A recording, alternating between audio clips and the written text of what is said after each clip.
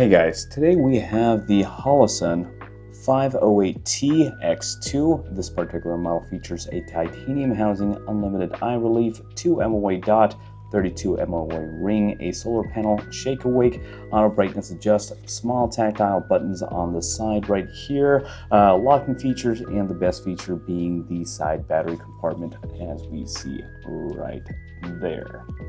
The Holosun 508T is formatted in the RMR type footprint and will mount directly onto any type of RMR type cut, making it extremely versatile with the most common mounting systems. The perfect examples being the Springfield Echelon, like this one we see here, and also the Glock 19 Gen 5 MOS, which previously came with 4 mounting plates.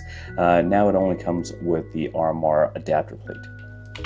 Now the predecessor to the 508 would be the 507C. If you actually take a look at these things, you'll notice that there are some obvious differences, mainly the external design being more squared off now and everything else being blacked out, making it more aesthetically pleasing.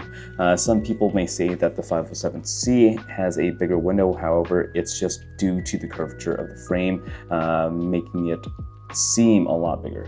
They did give it a huge upgrade with the titanium housing instead of aluminum, making it a lot beefier and just as tough as the RMR now.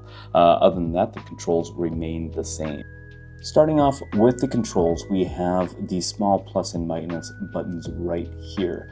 The buttons would have been a lot bigger, but they got sued by Trijicon and reached a settlement, so now they have these teeny tiny little things. Although they are still tactile, you may find it difficult to press them with gloves on. The basic functions of these buttons are to control the 12 brightness settings, 10 for day, 2 for night if you own NVGs. Additionally, these buttons also control your various reticle options, dot, circle, or both. It also allows you to choose between auto brightness, manual adjustment, or even to lock the brightness in place. This also allows you to set your auto shut off and shake awake times as well. Now, looking down the lens, we can get a good idea of how clear these reticles can actually be.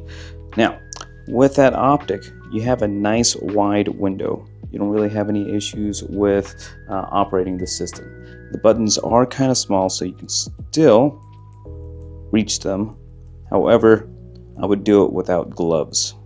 Now, it gets pretty dim as well. We're going to start getting into the night settings, and at that point, we can't really see too much. Popping it back up. Now, taking a look at it at a closer range, not too close, we can see the side battery compartment right there. That is pretty much how you change the battery out. You'll just pop it out real quick, pop in a new battery, pop it back inside, and it will work phenomenally for you, okay?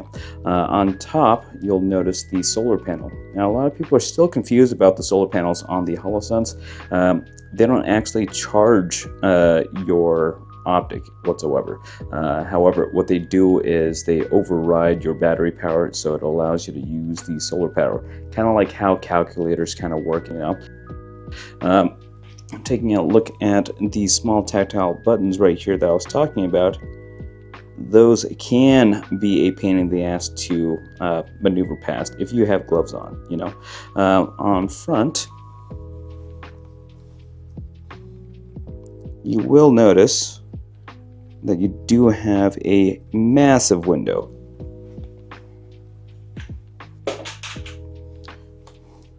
From the rear, we're going to see how the parallax shift goes. Now we're going to move it around. Gives you a good frontal view. As you can see, there's almost no parallax whatsoever, and this is at closer ranges. Typically with the parallax, the further out you go, the more accurate it actually gets. But this is roughly about 5 feet or so, and you can see that there's barely any shift. Now, one thing to note, when you're making these zeroing adjustments, each click that you actually have on these things, right there, on the windage and also elevation, is going to be 1 MOA. So at 25 yards, if you're zeroing at 25, you're going to need 4 clicks to move over an inch. Overall, I would say Holosun did a fantastic job on this optic and has everything I need from a micro red dot, especially for only 370 buckaroos. It's easy to use, user-friendly, convenient.